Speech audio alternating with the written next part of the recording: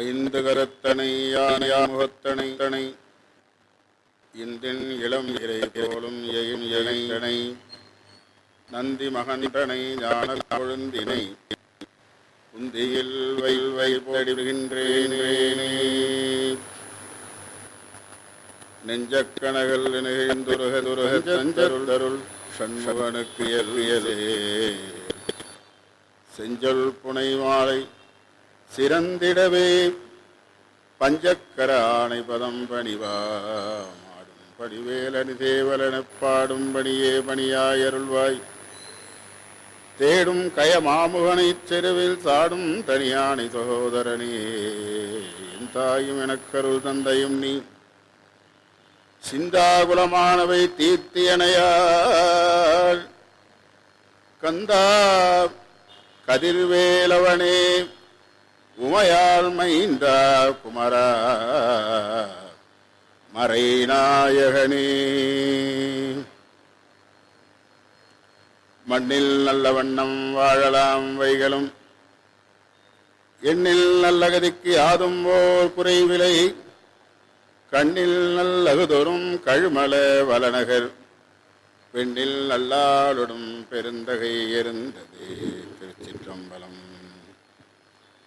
கல்பத்ருமம் பிரணமதாம் கமலாருணாபம் ஸ்கந்தம் புஜத்வயமணாமயமேகவக்திரம் காத்யாயனீ சுதமகம் கடிபத்தவாமம் கௌபீனதண்டதர தட்சிணஹஸ்தமீடே. நம பார்வதி பதயே. ஹரஹர மகாதேவா. தென்னாடுடைய சிவனே போற்றி, எந்நாட்டவர்க்கும் இறைவா போற்றி. காவாய் கனகத்திரளே போற்றி, கைலை மலையானே போற்றி போற்றி. வெற்றிவேல் முருகனுக்கு அரோஹரா. எல்லாம் வல்ல உமையொருபாகனுடைய பெருங்கருணை திருவருளும் குருவருளும் துணை நிற்க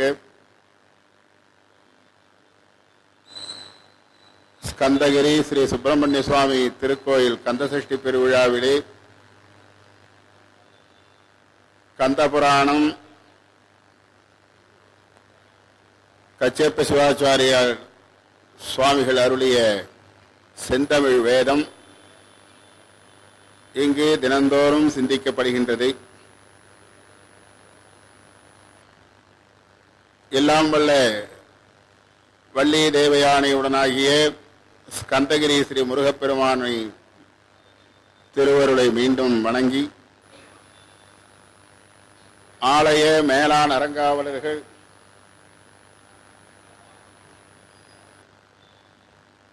ஆலய நிர்வாக சபையினர், அர்ச்சகர் பெருமக்கள், ஆலய பணியாளர்கள்,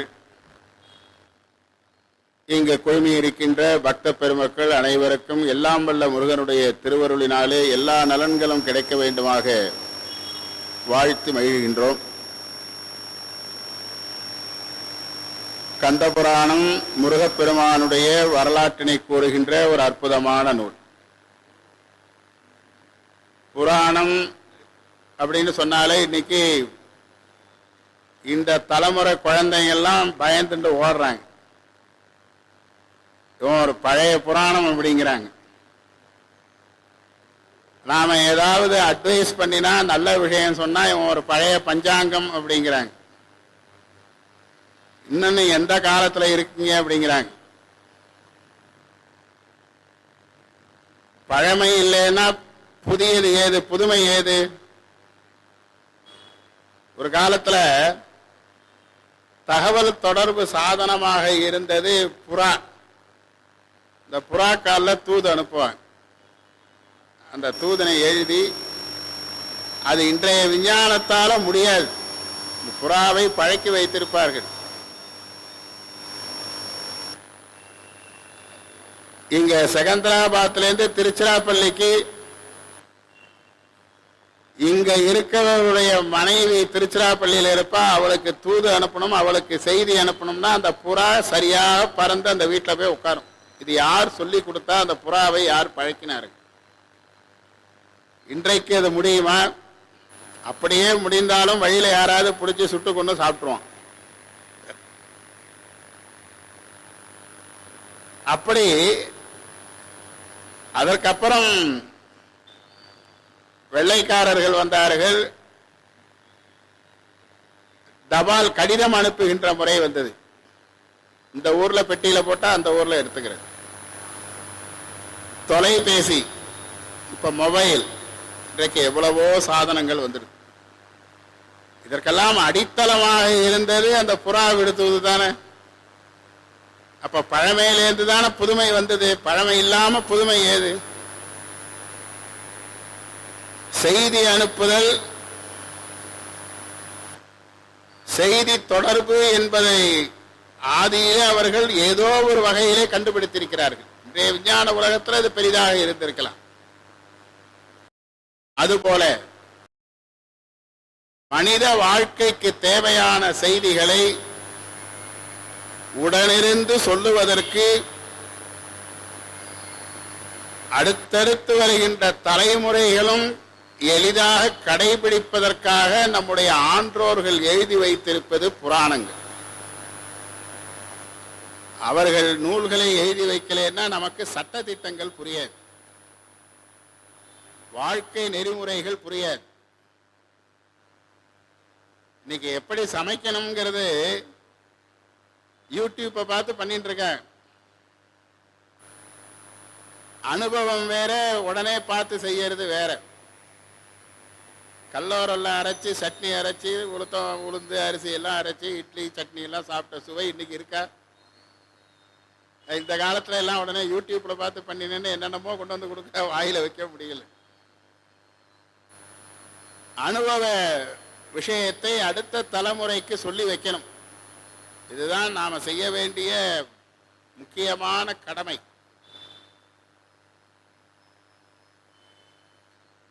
அந்த வகையிலே புராணங்கள்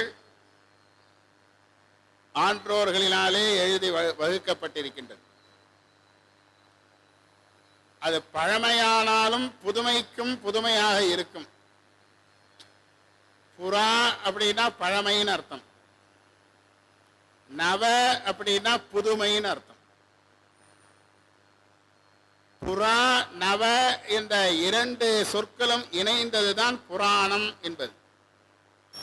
புறாபி நவவித்யதேன்னு அதுக்கு இலக்கணம். அது பழமையாக இருந்தாலும் பழைய காலத்திலே எழுதப்பட்டதாக இருந்தாலும் இந்த காலத்திற்கும் நமக்கு உதவும், இந்த காலத்திலும் நமக்கு வழிகாட்டும் என்பதனால்தான் அதற்கு புராணம் என்று பெயர். இறைவன் இருக்கிறான், கல்யாண சுந்தரராக நமக்கு காட்சி அளிக்கின்றார். எத்தனையோ தலைமுறைகள், எத்தனையோ நூற்றாண்டுகளுக்கு முன்னால கோயில்ல திருக்கல்யாணம் பண்ற மரபு ஏற்பட்டது.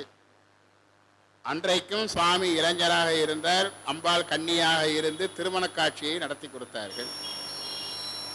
பல நூற்றாண்டுகளுக்கு பிறகு இன்றும் திருக்கோயில்களில் திருக்கல்யாணம் செய்கின்றோம்.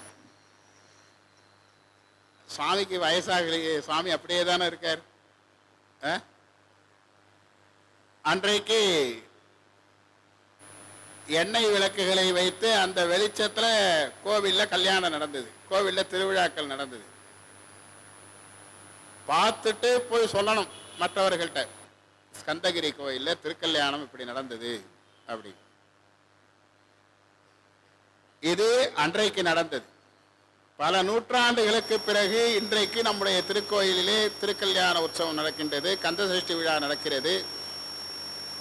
என்ன மாறுதல்? அந்த எண்ணெய் தீபங்களுக்கு பதிலாக மின்சார விளக்குகள், கரண்ட் லைட், விசிறிக்கு பதிலாக மின் விசிறி, ஃபேன் அல்லது குளிர் சாதனம், ஜெலு ஜெலுன்னு ஏசி. நம்ம பார்த்துட்டு போய் சொல்ற வரைக்கும் காத்துட்டு இருக்க வேண்டாம். இங்க லைவ்லயே விஷயங்களை ஊடகங்கள், மீடியாக்கள் மூலமாக, இந்த கம்ப்யூட்டர் மூலமாக உடனே உலகெங்கும் சென்று கொண்டிருக்கின்றது. இதுதான் மாறுதலே தவிர வழிபாடு அப்படியே தானே இருக்கு. வழிபாட்டில் எதுவும் டெக்னாலஜியை நம்ம கொண்டு வரக்கூடாது. கொண்டு வரத்தினால தான் சில விபரீதங்கள்லாம் வருது. இந்த சாஸ்திர சம்பிரதாயப்படி அந்த பூஜைகள் எல்லாம் நடக்கணும். இன்னைக்கு கிடைக்கிறதுன்னு சில விஷயங்கள் எல்லாம் நம்ம பூஜைகள்ல ஏத்துக்க கூடாது. சட்டம் சட்டம் தான். அதை பத்தி பின்னால சந்திப்போம். கந்தக்கடவுள் முருகப்பெருமான் கருணையே வடிவான ஒரு தெய்வம். ஏன் இந்த கந்தபுராணம் இவ்வளவு சிறப்பு பெற்றிருக்கின்றது, முருகன் எங்கும் வழிபாட்டு தெய்வமாக இருக்கின்றார் என்றால், அவர் சூரபத்மனை கொல்லவில்லை. ராவணன் இந்த சூரபத்மனை போல ஒரு அசுர ஆட்சி செய்தான். சீதையை கவர்ந்து சென்றான். ராமபிரான் ராவணனை கொன்றுவிட்டார். ராமாயணம். மகாபாரதம். துரியோதனன் உடன் பிறந்தவர்களுக்கு துரோகம் செய்து ஏமாற்றி அவர்களுடைய ராஜ்யத்தை எல்லாம் பிடுங்கிக் கொண்டு செய்யக்கூடாத அக்கிரமங்களை எல்லாம் செய்தான். பகவான் கிருஷ்ணர் அர்ஜுனனை ஆயுதமாக கொண்டு துரியோதனனை அழித்து விட்டார். ஹிரண்யகசிபு நான் தான் சுவாமின்னா, என்னையே எல்லாரும் கும்பிடுங்கோ, கோயிலுக்கு போய் சுவாமியை கும்பிடாதீங்கன்னா பகவான் நரசிம்மாவதாரம் எடுத்து அவனை சம்ஹாரம் பண்ணார். சூரபத்மன் அதுபோல அசுரனாக பிறந்து எல்லோரையும் கொடுமைப்படுத்துகின்றான். ராவணன் போல அசுரனாக இருக்கின்றான். ராவணன் செய்தது போல அவன் இந்திரன் மனைவியை அபகரிக்க நினைக்கின்றான்.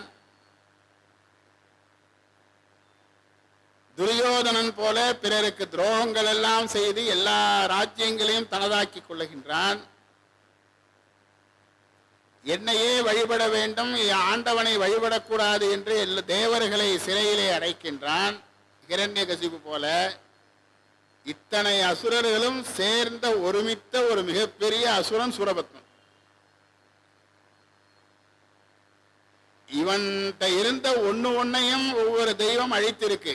அந்த வடிவத்தில் வந்த அசுரர்களை இவ்வளவு தீய குணங்களும் ஒன்று சேர்ந்த சூரபத்மனை முருகப்பெருமான் அழிக்கலை. இந்த சண்டையில கடைசியில அவன் ஒரு மாமரமாக மாறி நிற்கிறான். அம்பாள்கிட்ட வேல் வாங்கி அந்த வேலாயுதத்தை முருகப்பெருமான் விடறார். அந்த மரம் இரண்டு கூறாக ஆகின்றது. ஒன்று சேவலாகவும் ஒன்று மயிலாகவும் வருகின்றது. என்ன கருணை பாருங்க. அதுக்கு கூட முருகனுக்கு மனசு வல்லியாம். கந்தபுராணம் சொல்றது அதெல்லாம் அது சுவாரஸ்யமா சிந்திக்கணும். அப்படி சேவலை தன்னுடைய கொடியிலே வைத்துக் கொண்டார். இவ்வளவு அக்கிரமம் பண்ணவன தூக்கி உயரக்க காமிக்கிறார். கொடியில வச்சு தூக்கி காமிக்கிறார்.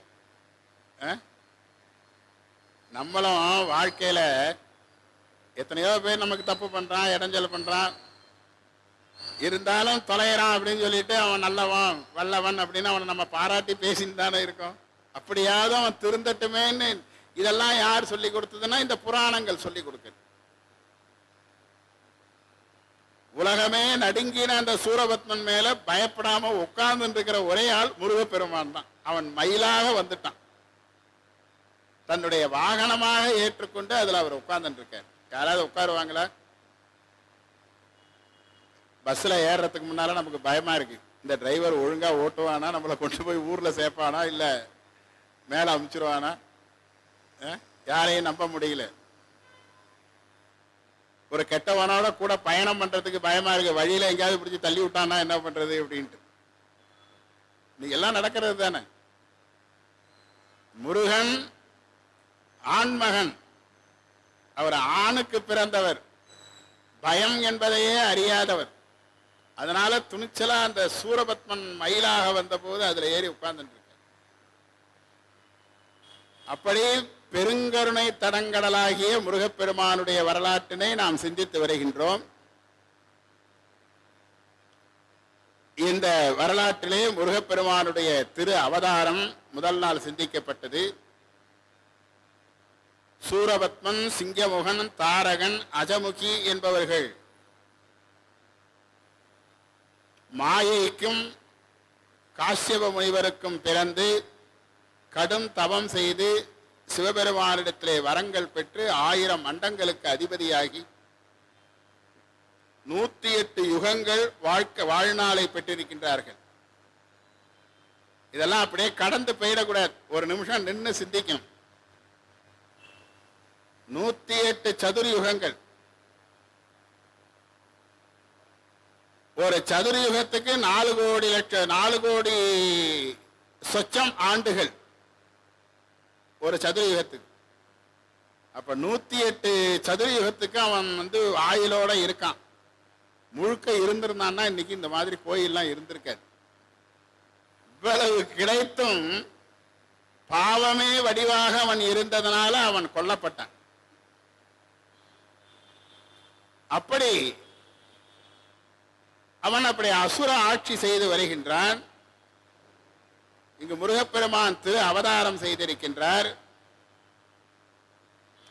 இந்த நேரத்தில் இந்திரன் அங்க அமராவதியில் இருக்கான். எல்லாரும் தேவர்கள்லாம் ரொம்ப கேவலமா நடத்தப்படுறார். தேவர்கள்லாம் என்ன பண்ணிட்டு இருக்கான்னு கேட்கிறான் சூரபத்மன். இந்திரன் அமராவதி பட்டணத்துல சொர்க்கலோகத்துல ரம்பா, ஊர்வசி, மேனகாலாம் பரதநாட்டியம் ஆடிட்டு இருக்கா, பார்த்துட்டு இருக்கான் அப்படின்னா. அவன் கூட யார் யார் இருக்காருன்னா 33 கோடி தேவர்களும் உட்கார்ந்து வேடிக்கை பார்த்துட்டு இருக்காருன்னா அத்தனை பேரையும் மீன் பிடிக்க போக சொல்லும்னா. என்ன ஒரு என்ன அவ்வளவு அசுர குணம், என்ன கருணை. வான் சுமந்த தேவர்கள் மீன் சுமந்தார்கள். அவர்களை வான் சுமந்தது, வானுலகத்துல வான் சுமந்தது அவர்களை. சூரபத்மன் ஆட்சியில அவர்கள் மீன் சுமந்து எல்லாரையும் ஒரு இடத்துல கட்டி போட்டு அவர்களுக்கு சுதந்திரமான வாழ்க்கை கிடையாது. இந்த நேரத்தில் சூரபத்மன் இன்னொரு அக்கிரமத்தை செய்யறான். அவன்கிட்ட போய் எல்லாரும் சொல்றா, இந்திரனுடைய மனைவி ரொம்ப அழகா இருப்பா, இந்திராணின்னு பேரு. இந்த உலகத்துல அவளுக்கு இணையான அழகான பெண்ணு கிடையாது அப்படின்னு அவங்ககிட்ட போய் துர்போதனை எல்லாம் பண்ற. அவளை போய் பிடிச்சி இழுத்துண்டுவான்னு ராட்சசிகளை அனுப்புறான். இந்த செய்தி தெரிந்து இந்திரன் இந்திராணியோட பூலோகத்துக்கு வந்துடுறான்.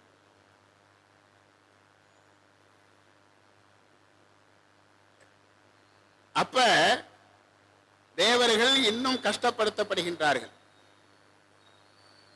ஏன்னா அங்க அரசன் கிடையாது, எல்லாரும் தனியா தானே இருக்காங்க. இன்னும் கூப்பிட்டு ஒவ்வொருத்தரும் ஒரு வேலை செய்ய சொல்றான். அக்னி தேவனை கூப்பிட்டு துணி துவைங்கிறான்.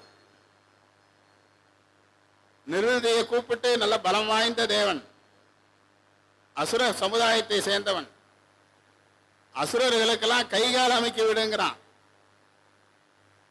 இப்படி தேவலோக பெண்கள்லாம் ராட்சசிகளுக்கு ஏவல் செய்கின்றார்கள். இந்த ஒரு சூழ்நிலையில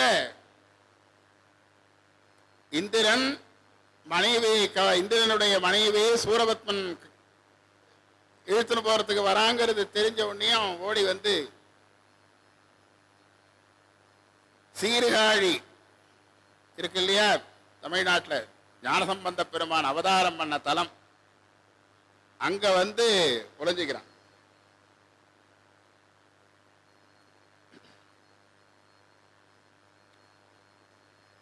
அப்படி ஒளிஞ்சிட்டு இருக்கிற பொழுது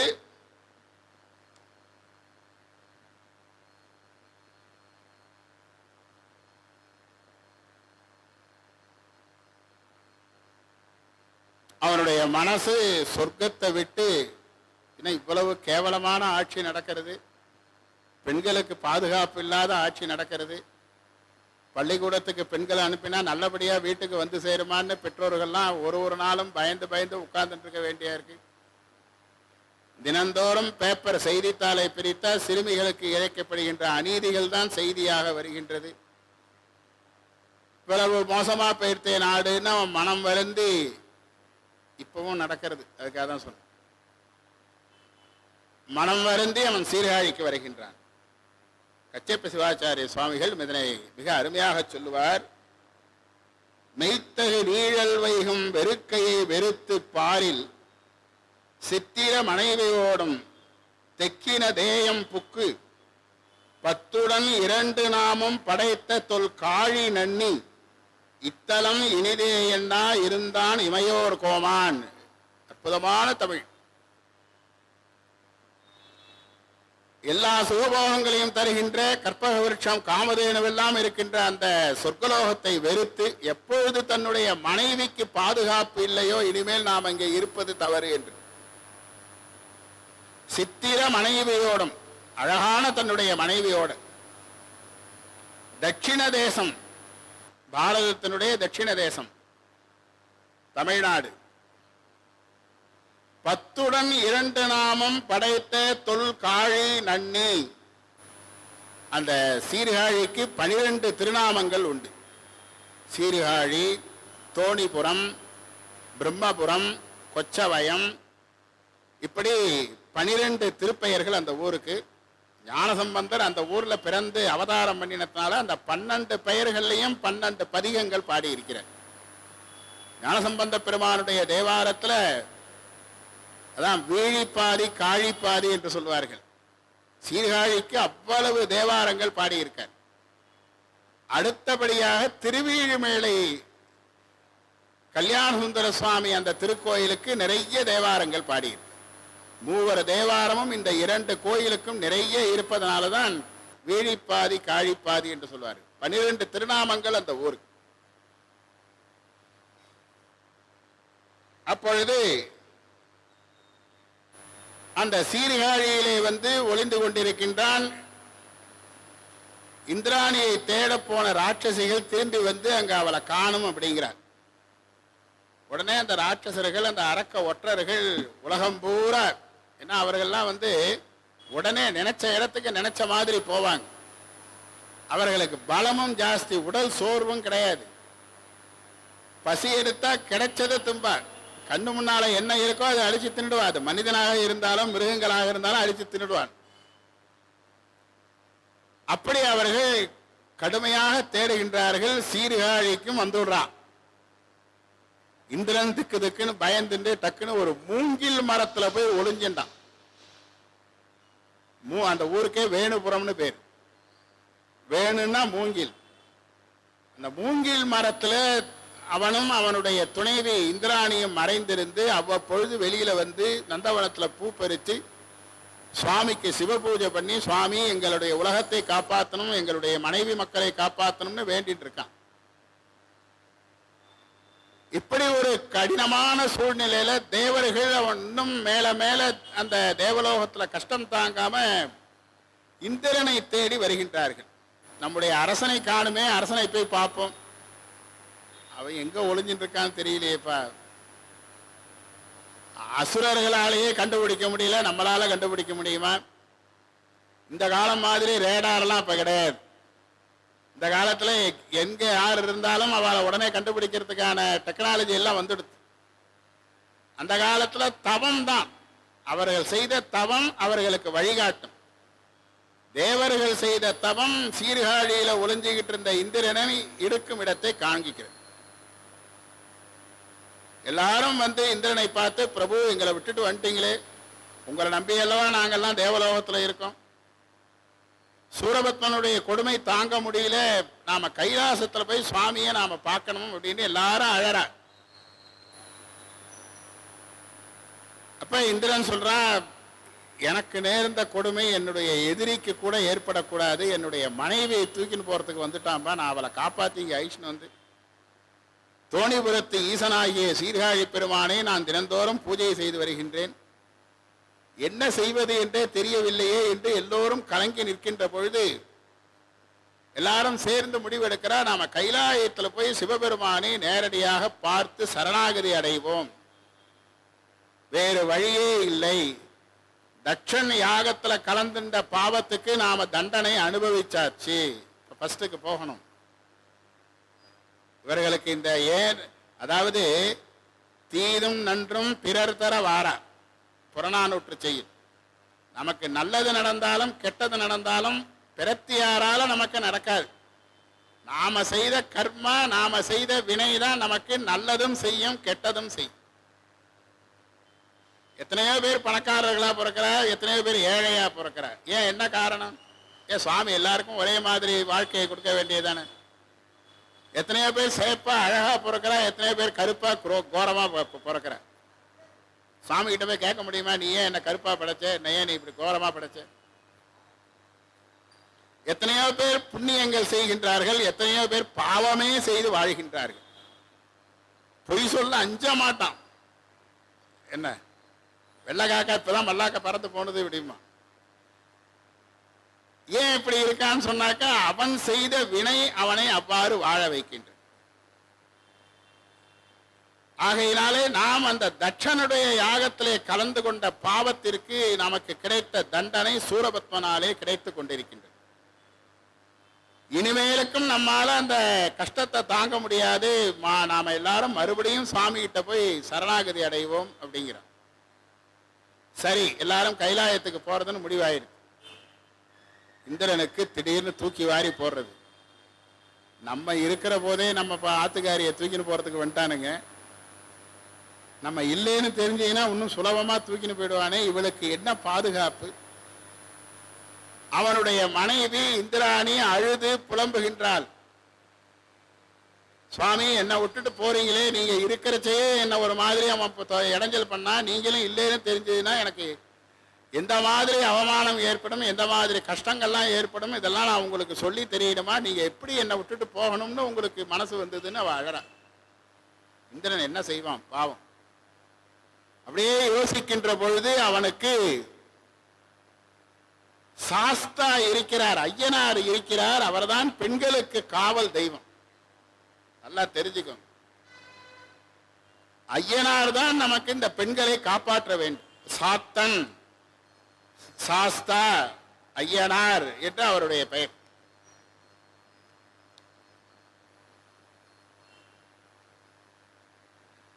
செய்ய சடைமேல் சிறந்த மதிக்கோடு புனை துய்யவனும் வேலை துயின்றோனும் சேர்ந்தளித்த ஐயன் எமக்கு ஓர் அரணாகி இருக்க நையல் முறையாமோ நங்காய் நவிழுதியால். அற்புதமான பாடல். செய்ய சடைமேல் சிறந்த மதிக்கோடு புனை துய்யவன் சிவபெருமான். மதிக்கோடு அப்படின்னு சொன்னா, மதினா சந்திரன், கோடுனா பிறை. அந்த பிறை சூடிய எம்பெருமானும் சிவபெருமான். வேலை துயின்றோனும், வேலைனா கடல், பார்க்கடல்ல பள்ளி கொண்ட எம்பெருமானாகிய ஸ்ரீமன் நாராயணனும் சேர்ந்து அளித்த, சிவபெருமானும் மகாவிஷ்ணுவும் சேர்ந்து அளித்த ஐயன், ஐயனார் எமக்கோர் அரணாய் இருக்க. அரணா பாதுகாப்பு. அந்த ஐயன் நமக்கு பாதுகாப்பாக இருக்க நீ ஏமா பயப்படுற அப்படின்னு கேட்கிறான். இது அது என்ன? சிவபெருமானும் மகாவிஷ்ணுவும் சேர்ந்தளித்த ஐயன் யார்? இன்றைக்கு 3வது நாள் நம்முடைய சொற்பொழிவு சாஸ்தா அவதார படலம். தேவர்கள் சிரஞ்சீவியாக வாழ்வதற்காக, நோய் நொடி இல்லாமல் வாழ்வதற்காக பார்க்கடலை கடைகின்றார்கள். ஏதாவது ஒரு வேலை செய்யறதுக்கு முன்னால நமக்கு மேல இருக்கிற வாழ்கிட்ட ஒரு வார்த்தை சொல்லிட்டு செய்யணும். வீட்டில் அப்பா கிட்ட சொல்லிட்டு போகணும். பெண்கள் கணவன்கிட்ட சொல்லிட்டு செய்யணும். பாதுகாப்பு.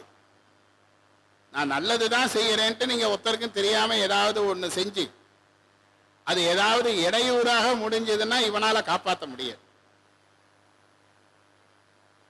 எந்த விஷயத்துல இறங்கினாலும் ஏதாவது துன்பம் வந்தால் காப்பதற்கு ஒருவன்கிட்ட நாம அந்த விஷயத்தை சொல்லிட்டு செய்யணும். தேவர்களும் அசுரர்களும் சேர்ந்து மீட்டிங் போடுறார். இப்ப இல்ல, இந்த அசுரபத்மன் காலத்துல இல்ல, அதுக்கு முன்னால. இந்த தேவர்களுக்கு நமக்கு மரணமே வரக்கூடாது, நோய் நொடிகள் வரக்கூடாது, நாம என்னைக்கும் இளமையாக இருக்கணும். திருதசாகான்னு தேவர்களுக்கு பேர். அவளுக்கு குழந்தை பருவம், இளமை பருவம், முதுமை பருவம், இந்த மூன்றும் கிடையாது. ஒரே மாதிரி இளமையாக யூத்தாவே இருப்பா எப்ப பார்த்தாலும். அடுத்தது மரணம் ஏற்படக்கூடாது, நோய் நொடிகள் வரக்கூடாது. அதற்கு அமிர்தத்தை சாப்பிட்டால் அது போல இருக்கலாம்.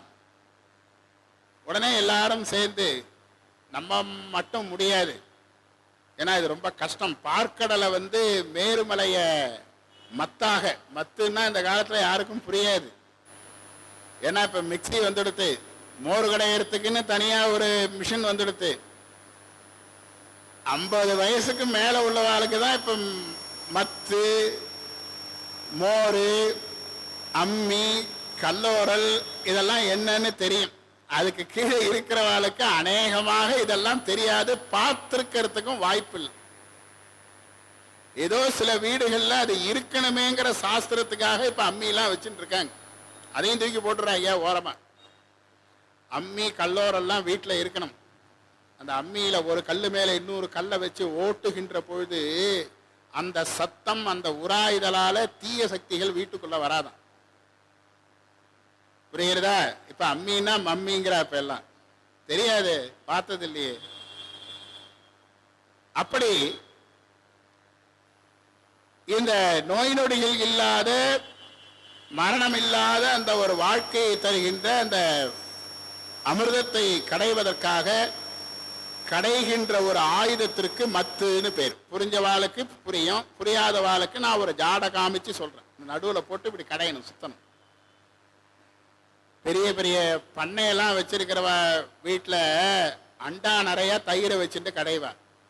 சின்ன பாத்திரத்துல இருந்தா ஒரே பெண்மணி ஒரு சின்ன மத்தை வச்சு கடைஞ்சிடலாம். பெரிய அண்டா நிறைய தயிரை வச்சுன்னு கிடையாது, 2 பேர் கயர் போட்டு மாத்தி மாத்தி அதை கடைவாங்க. எழுத்தாப்புல இங்கேயும் உட்காந்து வெண்ணெய் திரண்டு வரும் மேல. பார்க்கடலை களைவதற்கு பெரிய மத்து வேணும். அப்ப என்ன, மேருமலையை மத்தாக அந்த இதுல நட்டார். அந்த கயறு போட்டு இழுத்து மாத்தி மாத்தி இழுக்கணுமே. அதுக்கு கயருக்கு எங்க போறதுன்னா, நாகலோகத்துல இருந்த வாசுகிங்கிற பாம்பு, 8 மகா நாகங்கள்ல ஒண்ணு.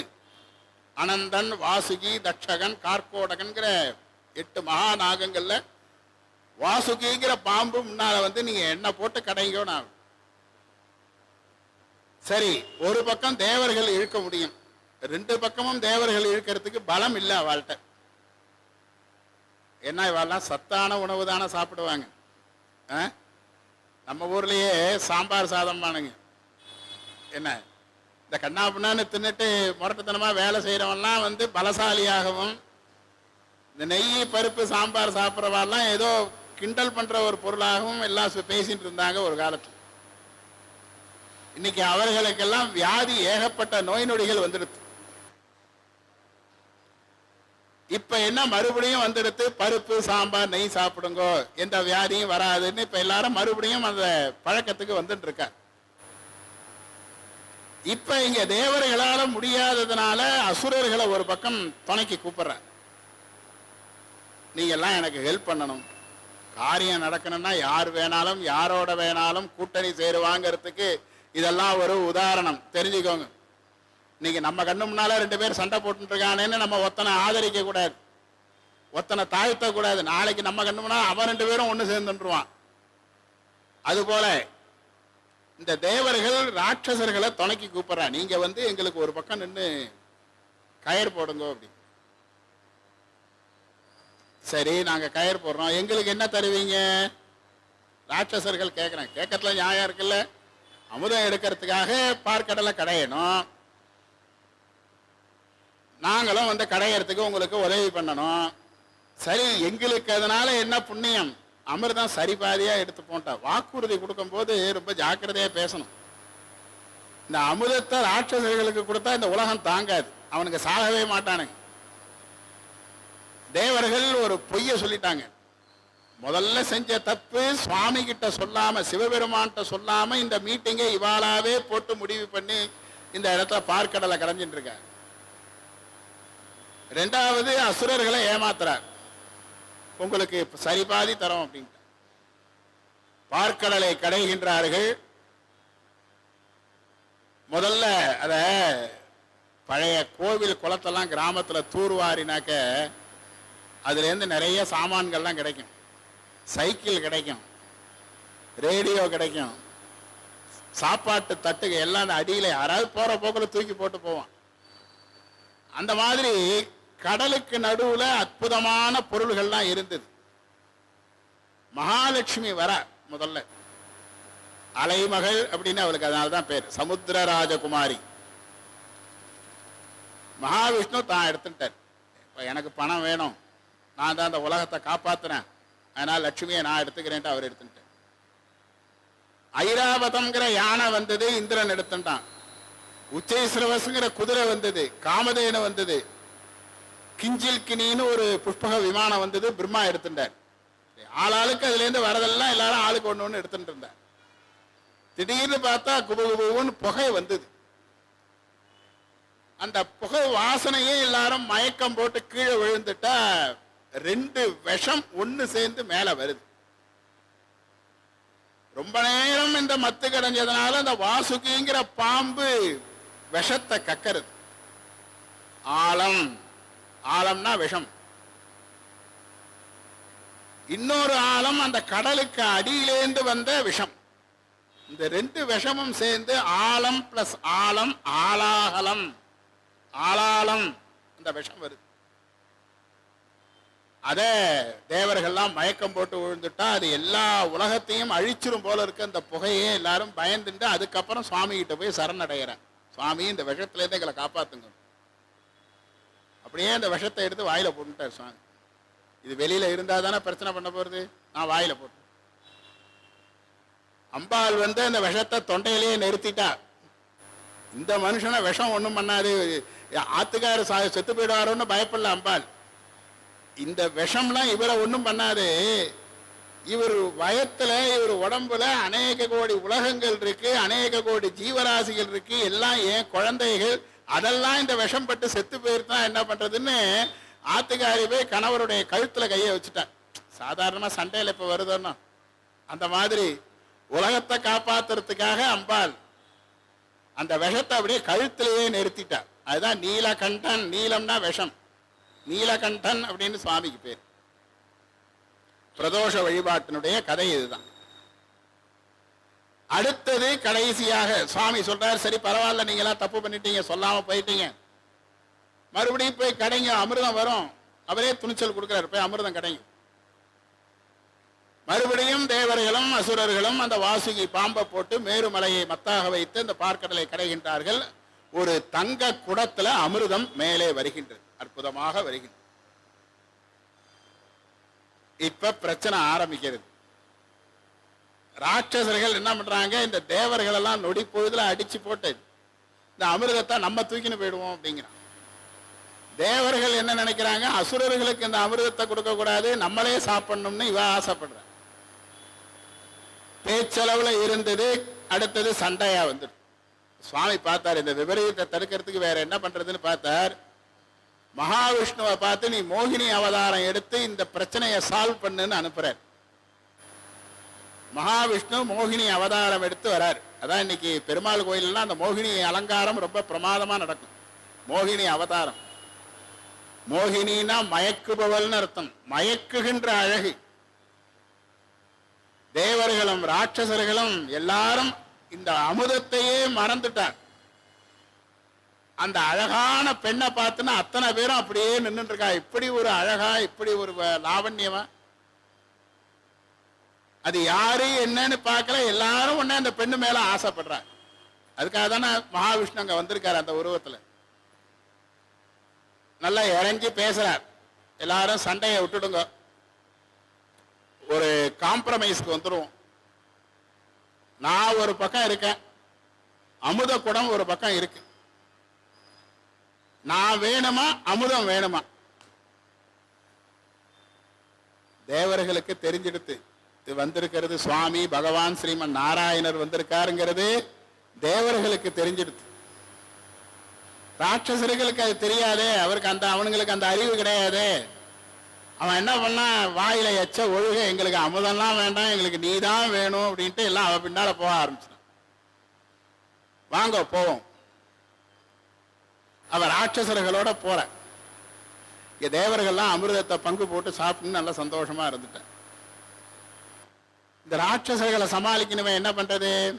எனக்கு தான் நீ வேணும், எனக்கு தான் நீ வேணும். ஒவ்வொரு ராட்சசனும் வந்து மோகினியை கையை பிடிக்க ஓடியாடுறான். மோகினி அப்புறமா சொன்னா ராட்சசர்களை பார்த்து, யாராவது ஒத்தரோட தான் நான் வாழ முடியும். அந்த ஒத்தர் யாருன்னு நீங்க உங்களுக்குள்ள முடிவு பண்ணிட்டு வாங்கோ அப்படிங்கிற. எனக்கு தான் இந்த வீரம் இருக்கு, எனக்கு தான் இந்த வீரம் இருக்குன்னா ஒத்தனோட ஒத்தம் சண்டை போட்டு அடிச்சு கொன்னு ஒரு பெண்ணுக்காக, அந்த காம ஆசைக்காக அத்தனை அசுரர்களும் ஒத்தரோட ஒத்தர அடிச்சுட்டு செத்து போயிட்டான். ஒத்தம் கூட மிஞ்சல. இதுதானே சுவாமி நினைச்சார். அந்த அசுரர்களை அடியோட அழிச்சுட்டா அழகை காண்பித்து. இப்ப சுவாமி இந்த காட்சியை பார்க்கறதுக்காக வரார். அந்த மோகினியை அப்படி பார்க்கிறார். பார்த்த உடனேயும் ஆண் யானையாகவும் பெண் யானையாகவும் இருந்து உமாதேவியும் சிவபெருமானும் பிடியதன் ஒரு உமை கொல மிகு கரியது வடிகொடு தமதடி வழிபடும் அவர் இடர் கடி கணபதி வர அருளினன். ஞானசம்பந்த பெருமானுடைய திருவாக்கு. உமாதேவி பெண் யானையாகவும் சிவபெருமான் ஆண் யானையாகவும் கொண்டு அப்படி ஒருத்தர் பார்த்துக்கிற ஒரு யானை குழந்தை அந்த இடத்துல வந்துடுது. தமதடி வழிபடும் அவர் இடர் கடி கணபதி வர அருளினன். விநாயக பெருமானை வர அருளி செய்தார். யாரு? சிவபெருமான். அதுபோல இங்கு அந்த சிவபெருமான் அந்த மோகினி அவதாரத்தில் இருக்கிறதான அந்த மகாவிஷ்ணுவை அப்படி திருக்கண் நோக்கம் பண்றார். அந்த இடத்துல ஒரு குழந்தை பிறந்திருது. அதுதான் சாஸ்தா. இத அத்தகு திருமைந்தற்கு ஹரிஹர புத்திரன் எனும் நாமம் புனைந்து. அத்தகு திருமைந்தருக்கு அப்பேற்பட்டதான அற்புதமான இது என்னன்னா, ஆணுக்கும் ஆணுக்கும் பிறந்த குழந்தை. அவ மகாவிஷ்ணு ஆண் தான், ஆனா அப்ப அவர் ஆம்பளை இல்லை இல்லையா? அப்படி சிருஷ்டி அப்படி பார்த்த மாத்திரத்துல உண்டாக்கிட்டார். அவனுக்கு ஹரிஹர புத்திரன் என்று பெயர் வைக்கிறார்கள்.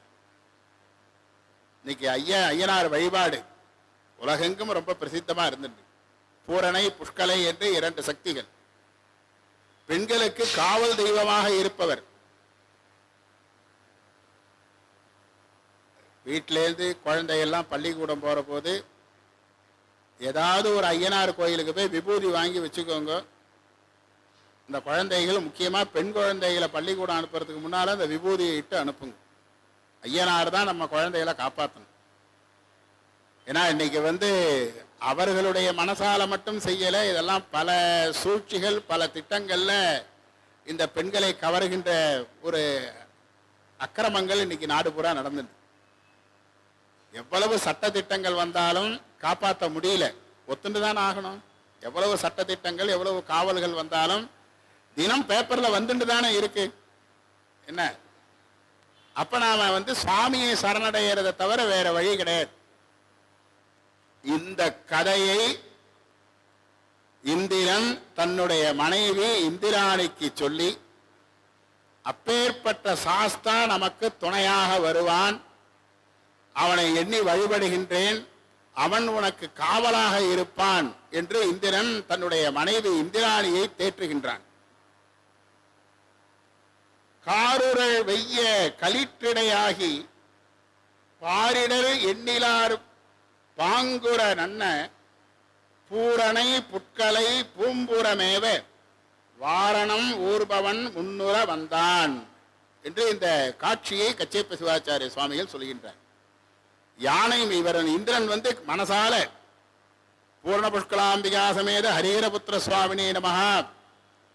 பெண்களை காக்கும் கடவுளே, ஐயனாரே, காவல் தெய்வமே, இங்கு வந்து என் மனைவியை காப்பாற்றுக, நான் கையிலே செல்ல வேண்டும் அப்படின்னு மனசால பிரார்த்தனை பண்ண உடனே யானை மேல ஏறி ஐயனார் அங்கு வருகின்றார். பூரணை புஷ்கலை 2 சக்திகளோடும் வருகின்றார். நான் பார்த்துக்கிறேன், நீ போயிட்டு வா தைரியமா அப்படிங்கிறார். இந்த மாதிரி சொல்ற மனிதர்களை பார்க்கறதே இந்த காலத்துல ரொம்ப கஷ்டம். ஆண்டவனை தவிர வேற யாரும், நான் பார்த்துக்கிறேன், நீ போயிட்டு வா, நான் இருக்கேன், நீ பயப்படாத, இந்த வார்த்தையை யாராவது சொல்ல மாட்டாளான்னு ஒவ்வொரு மனிதனும் ஏங்குகின்ற ஒரு காலம். அதுவும் இந்த மொபைல் போன்லாம் வந்ததுக்கு பிறகு பரஸ்பரம் பேசிக்கிறதே குறைஞ்சு போயிட்டு இருக்கிற சூழல். ஆறுதலான வார்த்தைகள் கிடைக்கிறது ரொம்ப கஷ்டம். இந்த மாதிரி ரொம்ப கஷ்டப்பட்டு ஒருத்தர் ஹோட்டலுக்கு போனார். ரொம்ப சோர்ந்து போயிருந்தார். சர்வர் வந்து உங்களுக்கு என்ன வேணும்னு கேட்டான். சூடா ஒரு காஃபி, ஆறுதலா 2 வார்த்தை எனக்கு வேணும்னு கேட்டான். ஹோட்டல்ல போய் அந்த சர்வர் அந்த காப்பியை கொண்டு வந்து வச்சான். அந்த போனவன் கேட்டான், ஏன்பா ஆறுதலா 2 வார்த்தை கேட்டனே அப்படின்னா. இந்த காப்பியை சாப்பிடாதீங்க சார், இது ரொம்ப பழைய காலத்துக்கு பால், நேத்திக்கே திரிஞ்சு போன பால் அப்படின்னு காதுகிட்ட சொல்லிட்டு போனோம். ஆறுதலா இந்த காப்பியை சாப்பிடாத, வேண்டாம், எங்க ஹோட்டல் தான். ஆறுதலா 2 வார்த்தை பேச பழகணும் எல்லாருக்கும். என்ன ஆறுதல்னாக்கா அன்புன்னு அர்த்தம். அன்பு காட்ட வேண்டும். அன்பு இல்லைன்னா அந்த உலகத்துல என்ன இருக்கு? அன்பு தானே அருள். நாம காட்டுற அன்புக்கு அன்புன்னு பேரு. அம்மா நம்ம கிட்ட காட்டுற அன்புக்கு கருணை பாசம்னு பேரு. சுவாமி நம்ம கிட்ட காட்டுற அன்புக்கு அருள்னு பேரு. அந்த அருள் திறத்தை நம்மிடத்திலே வளர்த்து கொள்வதற்காகத்தான் இது போன்ற புராணங்களை எல்லாம் நாம் சிந்தித்துக் கொண்டிருக்கின்றோம். இப்படியாக சாஸ்தா அவதாரம் செய்து இந்திராணியை காத்து நிற்க அவருடைய சேனை தலைவர் மாகாளர் என்று பெயர். ஐயனாருடைய சேனை தலைவர் மாகாளர் என்று பெயர். அவர் ஆயுதம் ஏந்தி அந்த இந்திராணி இருக்கின்ற அந்த மறைந்து இருக்கின்ற அந்த இடத்துல இருந்து காவல் புரிந்து வருகின்றார். அதையும் கண்டு கொண்டு அந்த சூரபத்மனுடைய தங்கை அஜமுகி அங்க வந்துட்டார். வந்து இந்திராணியை போய் பிடிக்க போறா. மாகாளர் வந்து சத்தம் போடுறார், நாங்க இங்க காவல் இருக்கிறோம், ஐயனார் காத்து நிற்கின்றார், இங்க நீ வராத, வந்தா என்ன செய்வேங்கிறார். நாங்க பெண்களுக்கு காவலாக இருக்கிறோம், நீ ஒரு பெண்ணா இருக்க, உன்னை நான் கொல்ல மாட்டேன், ஓடி போயிடு அப்படிங்கிற. என்ன சாதாரண பொண்ணுன்னு நினைச்சியான உடனே கையில இருக்கிற ஆயுதத்தெல்லாம் எடுத்துட்டு மாகாளர்கிட்ட சண்டைக்கு போனேன். அவர் அதுக்கு மேல பொருட்கள ஒரு வாளை எடுத்து அவருடைய கையை வெட்டிடுறார். சூர்பனகை எப்படி ராமபிரான் மீது ஆசைப்பட்டு லட்சுமணன் மீது ஆசைப்பட்டு அவர்களாலே மூக்கு அறுபட்டு ராவணனிடம் சென்று தெரிவித்தாலோ, ராவணன் அழிவிற்கு எப்படி சூர்பனகை காரணமாக இருந்தாலோ, அதுபோல இந்த அஜமுகி சூரபத்மனுடைய தங்கை மாகாளராலே கை வெட்டப்பட்டு சூரபத்மனிடத்திலே சென்று முறையிட்டு அழுது புலம்புகின்றால். அந்த இந்திராணி சீர்காழியில மூங்கில் மரத்துல ஒளிஞ்சிட்டு இருக்கா, நீ போய் பிடிச்சுக்கொண்டு. அதற்கு பிறகு நாளைய தினம் இந்த கந்தபுராண சிந்தனையை தொடருவோம். தொடர்ந்து முருகப்பெருமான் கையிலே இருந்து ஸ்கந்தகிரியிலே இருந்து இறங்கி பூவுலகம் வந்து நம்மை ஆட்கொண்ட அந்த கருணை திறத்தை தொடர்ந்து சிந்திப்போம் என்று சொல்லி இன்றைய தினம் பூர்த்தி செய்து கொள்கின்றோம். ஆறிரு தடந்தோல் வாழ்க, ஆறுமுகம் வாழ்க, வெவ்வை கூறுசை தனிவேல் வாழ்க, குக்குடம் வாழ்க, செவ்வேல் ஏறிய மஞ்சை வாழ்க, யானைதன் அணங்கு வாழ்க, மாரிலா வள்ளி வாழ்க, வாழ்க சீரடியார் எல்லாம். திருச்சிற்றம்பலம். நம பார்வதி பதையே. ஹர